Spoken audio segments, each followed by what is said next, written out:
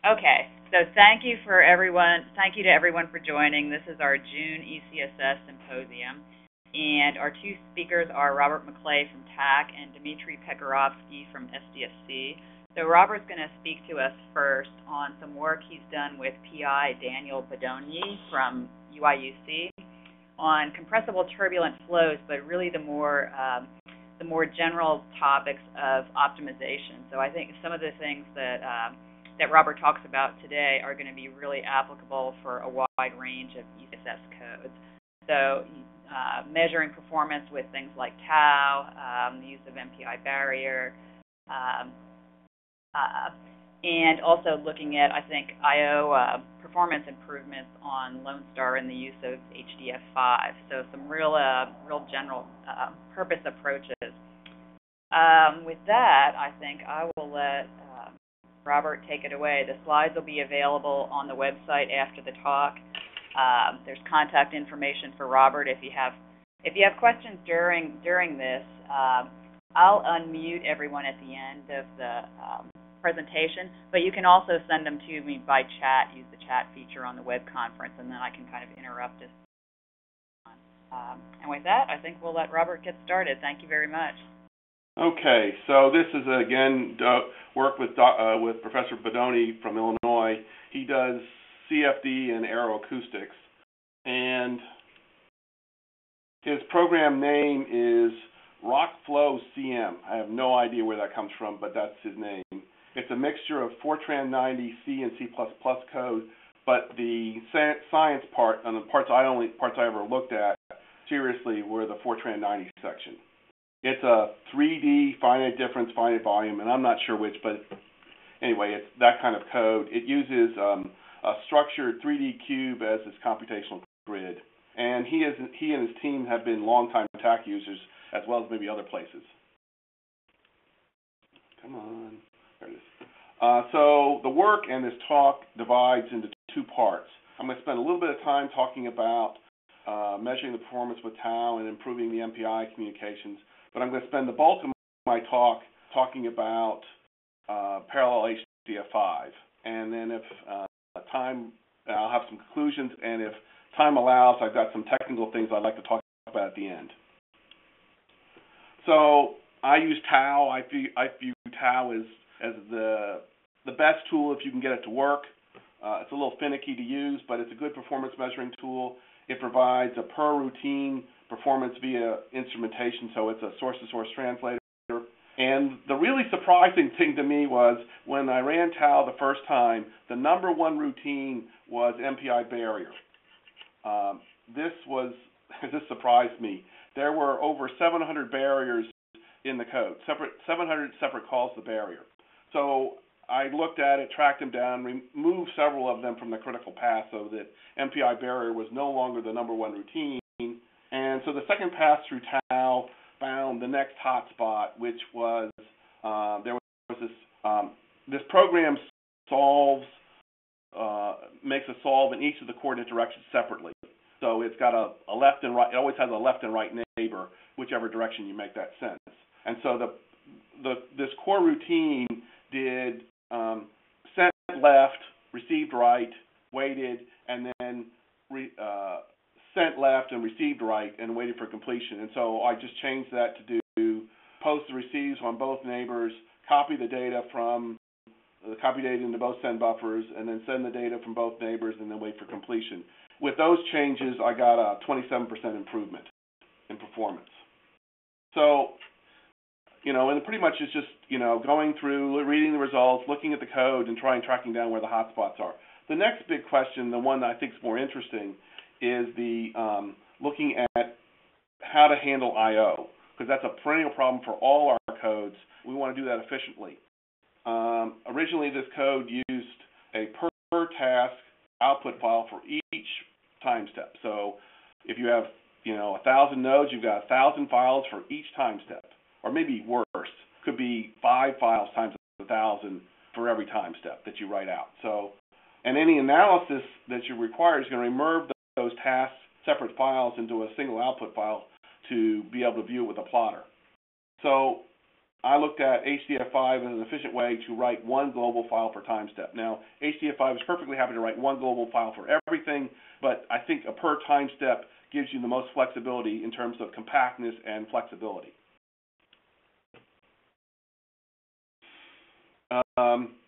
So an overview of HDF5, well, as I'll say later on, I've been learning HDF5 as part of this project. So this may be old hat to many of you, but it wasn't to me. So an HDF5 really can be viewed as a file system within a file. It uses sort of a Unix-style directory structure, and you've got a mixture of groups, which take data sets, and data sets can take attributes, and groups can take attributes, any mixture you like. But one of the nice things about this is that each data set can have a description, i.e. its physical units. You typically write one file in a native machine format, or you write in a native machine format, and it will automatically translate if required. Now, this is not the problem it used to be, because I haven't run on a big endian machine in about 10 years. I don't know about the rest of you. But it really has some great benefits. Let me wax eloquently about the things I really enjoy about HDF5. It's easy to record many metadata items within a solution file. And adding attributes later won't break any program that reads this data. And this is really important to me because I'm big on testing and quality assurance. And what I mean by that is being able to figure out what I did when I ran this job. So with HDF5, it's easy to say with each solution file, the computer name, the OS version, the compiler name and version, the program version. I'm even copying the input file and a bunch of other things to let me know when I ran this thing, so later on I can figure out what happened and I can reconstruct. HDF5 in parallel has the huge advantage that all tasks are writing their data at once. You're not sending all the data to processor 0 and have it written out that way. Users get to control the number of writers and stripes, and I'll talk about more about this on output, and users control the number of readers they want on input.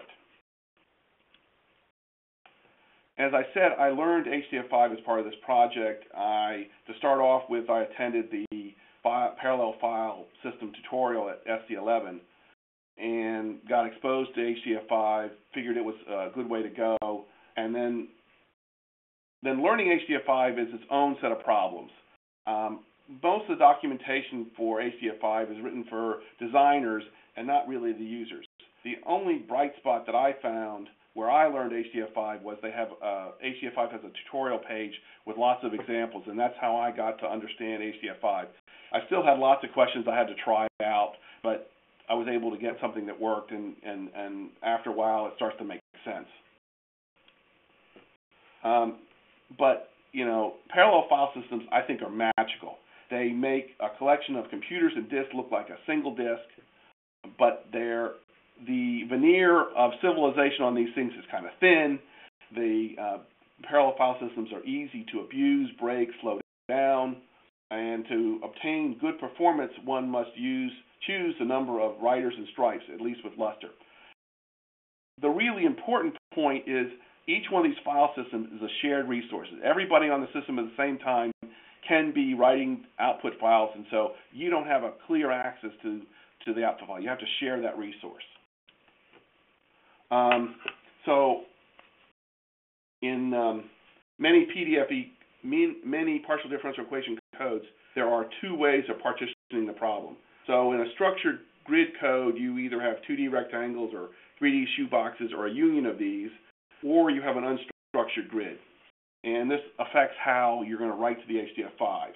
So in a structured grid format, I've laid out this 2D example as a prototype for a 2D or 3D problem. And these green nodes are owned by processor 0. These brown ones are owned by processor 1. This actually red is for number 2, and these blues are for number 3. The point is that if you're going to write out a file, if you want to write them out in global fashion, you're going to have to go write out from processor 0 through processor 1 and keep working your way up through the list. So you got these small blocks that you're going to join into a big block. An unstructured grid is a little bit easier, or can be a little bit easier, if you number things correctly. So in this, I've got three domains, 0, 1, and 2, and so all these black points are owned by processor 0, all these green points are owned by processor 1, and all these red points are written by processor 2. So to write out the data, all I have to do is get all the data from processor 0 in the first part of the file, the green for the second part, and the red for the third, and so on. So this is a little bit easier to collect all the data than you would in the structured gig case, where you have to get data from all the processors essentially to build up the blocks. So in parallel HDF5, it sits on top of the Rome IO, or the MPI IO thing. This handles the parallel parts. You use the MPI info structure to set the number of writers and stripes. Also, the way you describe portions of the grid, there are two ways to do it with HDF5. One is the hyperslab way, which I believe has been around a long time, and there's a new thing called chunks. And I've tested both of them and always found that hyperslabs work better. And I'd really be interested to know if there's a place, if or when chunks are better. If anybody else knows, I'd love to talk to you about it. So in order to do this, my deliverable was this, what I call MPI-IO code, which is a Fortran 90 code which writes out hyperslabs and chunks, and it can do either 2D or 3D cubes, and this is what I delivered to the customer. But because I was interested in unstructured grids, I also rewrote the test case as this thing I call H5 test, which simulates an unstructured grid. And they are designed to measure performance. Oops, come on. So unfortunately, this figure didn't come out too well, but I can walk you through it. So the red line is the structured results. This is averaged over 10 runs. And so at its peak performance, when you're out to over 700,000 points per task, you're getting about 2.5 gigahertz 2.5 gigabits per second. And the green line represents the unstructured grid. And so early on it does better, and then it gets worse. And I'm not 100% clear why, but I think the next graph will really clear things up. This one, all right, let me back up. This average grid result, these were 10 runs, and I averaged the times, the rates to generate these graphs. But the next one shows there's a huge variation in the performance, because this is a shared resource. Depending on when somebody is writing, the computers that, the OSTs may be busy, and so sometimes you've got this green line represents, you got clear sailing, and the red line represents when you don't, and that's it's like a factor of 2.5 difference at the far end between, 3.5 gigabits per second versus less than 2. So, you get a huge variation, and this was the same job on the same hardware. So it's hard to truly measure what the correct parameters are. You sort of have to take the best guess of what to choose. So the lessons that I got out of this were, A, our users are way more interested in science and not in performance. But if you use less barriers, you can improve performance, and overlapping the messages can improve performance. Finally, I think parallel HDF5 is ready for prime time. I've certainly converted my code to use this. So I've got 3 more minutes, so I'm going to talk about these technical questions that I wanted to get to. So how many writers and how many stripes? I wanted an automated way to choose these things.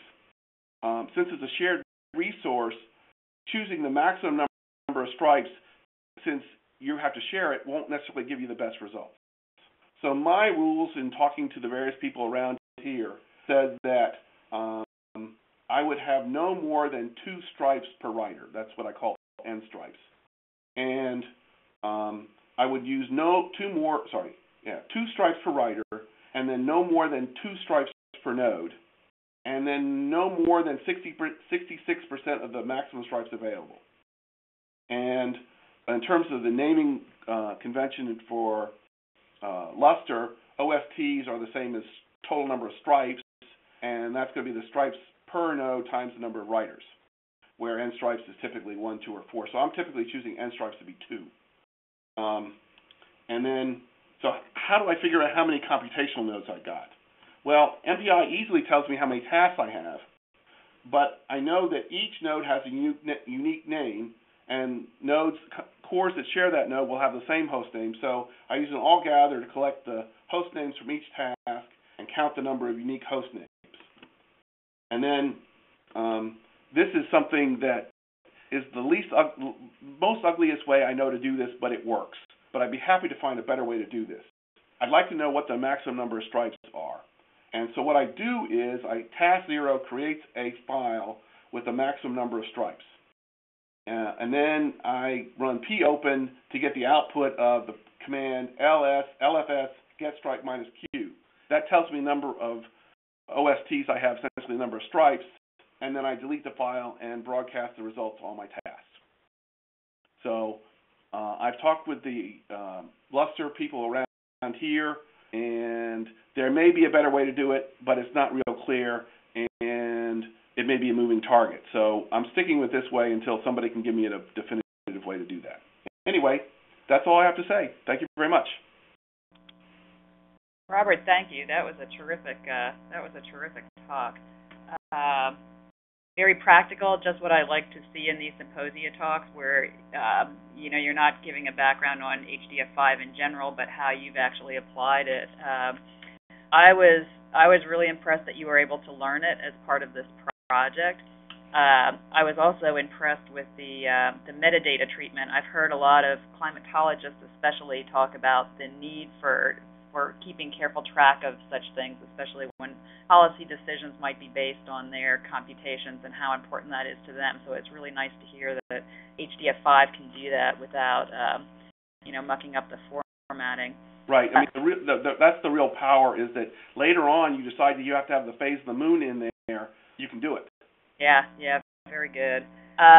It was also interesting to me the huge variation in performance because of the shared nature of the file system. I mean, I suppose that would be obvious, but I think that would make it quite difficult for someone to specify an accurate runtime, when they're estimating these things. But, that's true, but these take seconds. I mean, even at the slowest rate, I'm writing 2.2 gigabytes a second versus 4. I mean, you'd like to have the 4, but 2's not bad. Yeah, okay.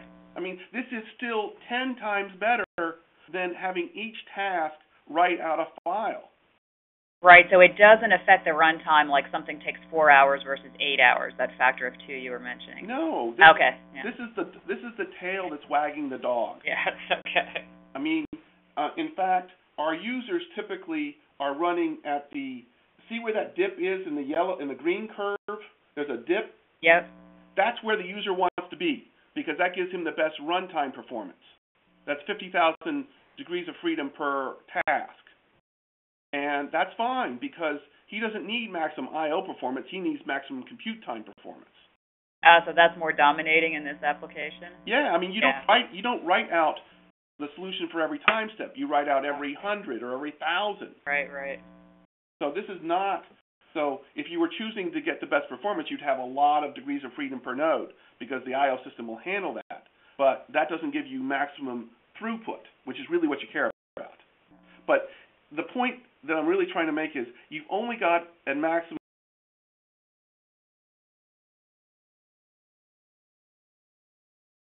160 available to you. If you've got 1,000 or 2,000 or 3,000 files you're writing, they are in contention. So you're actually going to do worse than HDF5 is going to do. Right. And you've got one file. You don't have to join it. It's joined for you. So it's faster and more efficient. I mean, more efficient, less painful to the file system. Yeah, very good. So you only went to the HDF5 tutorial at SC11, so just, 9 months ago or so? Yeah. And, very good. And spent a couple weeks working through the examples at the HDF5 tutorial, because that's the only, when the revolution comes, I want to put the HDF5 developers against the wall, because they can't write a documentation to save their life, because it's just not written from, I don't care how it works, I just want to be able to use it. Right. Anyway. Very good. Let me open up the phone lines a second here. Presentation mode is now disabled. Okay, we should be able to hear some of the participants on audio. What were you had, Robert? You had a couple of questions for others who might have used HDF5. Can you pop those up again? Because I believe there's several folks on the call who have. So one question I had was, this is probably, I've already talked to our Lustre expert, but I'd love to know a better way to find out what the maximum stripes are available on the current file system, because I know ahead of time what it is, but I'd like to do it dynamically. And so that's one of the questions that, what I have works, but I hate the fact that I'm creating a file that opens the file across all the stripes, which I immediately delete. Now, I only do that once per job, but it's kind of, yeah. That's one of the questions I have. That's really one of the main ones. And then, these rules I have for choosing how many writers per node and how many stripes per node is a really hard question to answer experimentally because of the wide variation in performance, it's hard to know. If you own the system, then guaranteed the best thing to do is have one stripe per writer. But, in a shared system, I don't know what that means. And, in fact, I'd really like the Lustre people and the HDF5 people to sort of get together and say, dynamically, they ought to be able to know how many OSTs are busy and not busy, and some sort of dialogue that happens says, well, here's how big the file is, how many OSTs should I use at the moment? Yeah, interesting, because, it really is, there's very few Lustre file systems where somebody has the luxury of being the only person running on them at any one time, so. Well, and even if it was available, I don't have it. Right. That's right. Okay, so let me hear from a few other folks on the call. Yifeng, I know you've done a lot of MPI-IO for the SCIC project. I don't know if you used HDF5 or not. I know Robert Harkness has. I don't see his call.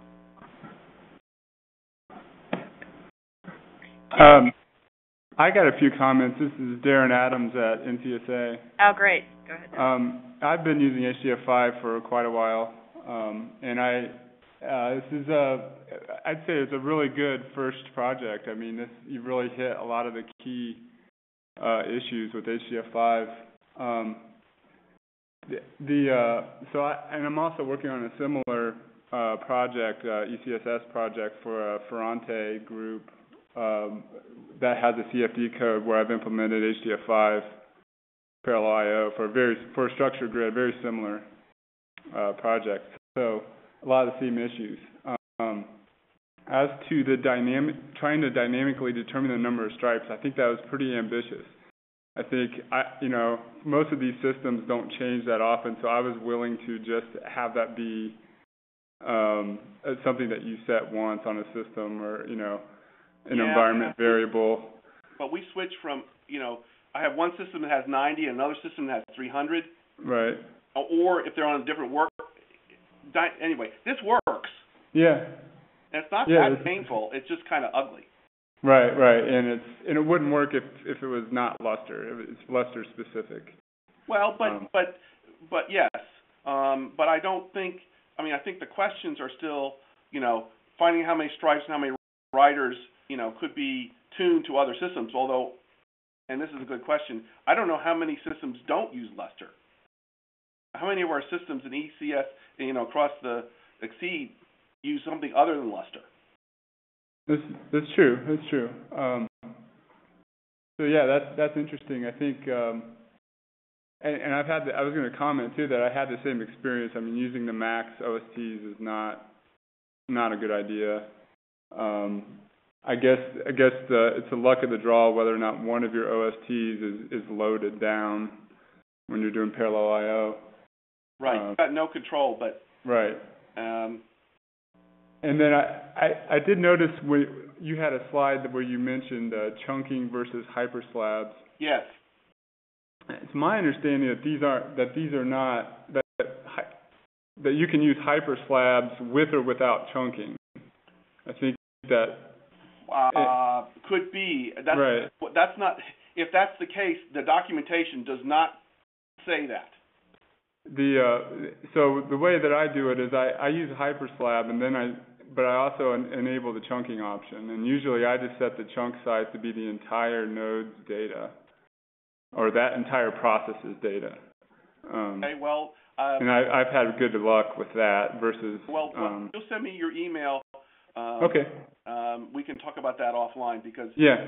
I got to tell you, I found the documentation, as I said, HDF5 to be a pretty steep learning curve. Yeah, I guess I'll give you that. I think the reference manual is probably the most complete documentation. Yeah, but it's not written for somebody who just wants to know how to use it. At least once you already know how to use it, that's kind of the go-to documentation. Yeah. Right. Yeah, you're right. Anyway, I'd like to see something in between the tutorial and the reference guide, written from the point of view of here's how you use the damn thing. Yeah, I wonder if we can use any sort of exceed pressure to kind of make that happen, because if it's that difficult for you guys to understand, any users that you might point in that direction are likely not going to get very far either. So that's actually something I'll make a note of to see if there's anything we can do at kind of a higher level. But they really need a technical writer to Right. Yeah, because this is like sort of a not uncommon piece of technology that our users might be interested in. So it's. Well, I think it's going to be critical as we go further into producing. Instead of producing data at gigabytes, and producing terabytes, it's going to get worse. Right. Exactly. And I would just like to reiterate what Robert was saying about the usability of these files post, after the code is run. The users I've been helping have done a lot. I mean, there's a lot of other codes that can read HDF5. The portability and the fact that you can read these files in Python, that there's readers that are easy to get going for Visit and ParaView.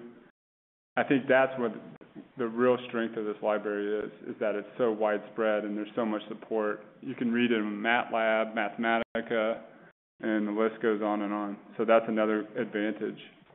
Yeah, I mean and I would have said that if I had time.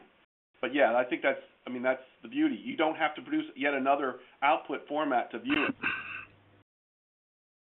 Yeah, this is really great information. I mean, it sounds like this is something that we really ought to be highlighting in our Exceed documentation somehow, how very, very useful this approach is. Yeah, but you almost need to have somebody, like a hand-on workshop. Come for a week and we'll get you up on HDF5. Yeah, not a bad idea at all. Great. Okay. So Rob, this is Ian from NCSA. I have two questions. First is, why do you need to figure out the number for nodes? Because of what I know about nodes is, or the cores that share a node have a limited bandwidth out to the network. They essentially share one pipe. So I want to limit the number of cores that are trying to get to write data.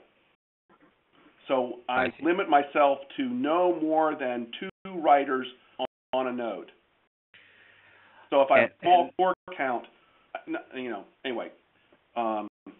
So that's why I want to know how many nodes I have. Okay.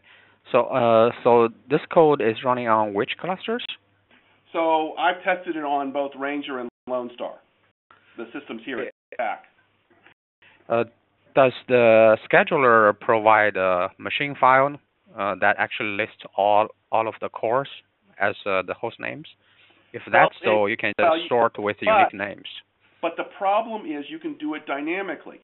So you might be running 12-way on Lonestar today and then 4-way tomorrow. Right. And so if you sort the machine file with the unique names, you still get the number of nodes. Yes, you can do that, but I don't want to know where to go find that thing. In other words, I can do this with MPI, and I don't care the implementation. Right. Yeah, that's true. And everybody figures it out. There's no file I/O in this. It's just a simple, it's a system call, and then an all gather. So it's quick. And also, I just ran across a case where somebody wanted to have task 0 take up all of a node, and then have every other node be full. And so doing it other ways, like trying to count the number of cores per node that are active, would get that number wrong. So by counting the number of unique host names, give me the true number of hosts I have running at the moment. Yeah, but of course you can do this figuring out the number for nodes before you do the IB run, right? That's certainly the case, but I'm lazy. I can't. Yeah. Okay. I mean, I will make that mistake 9 times out of 10. Whereas I'm big into automation. One less thing for me to get wrong. Yeah. And what's the typical size of the output? Well, this was a test code, so any size you like. I mean, anything up from a couple megabytes, hundreds of megabytes to hundreds of gigabytes. And then the question is, if you know roughly the output size, can you use that to guide the setting of N stripes and writers? No, because that's really a throughput question, not an output question. It's still, you're still limited to, what I found out is you want to get to about halfway. In other words, if there are, you have access to 160 or 90, you want to be around 50%. Now, Lonestar tends to be closer to 60 rather than 45, but on Ranger it tends to be, around 80. And so, somewhere around halfway seems to give me the best performance independent of size. Yeah. Did you consider setting the stripe size? Excuse me, just 1 second. Dimitri, can you start sharing your screen, and then you can continue your question? I did not look at that. A colleague did. For the problem size I was looking at, I don't have that much data per task. But if and the stripe size is around I think it's a megabyte. And if you have bigger problems per task, then yes, I think increasing the stripe size does improve performance. Yep. Yep. Good information. Thank you. Okay, I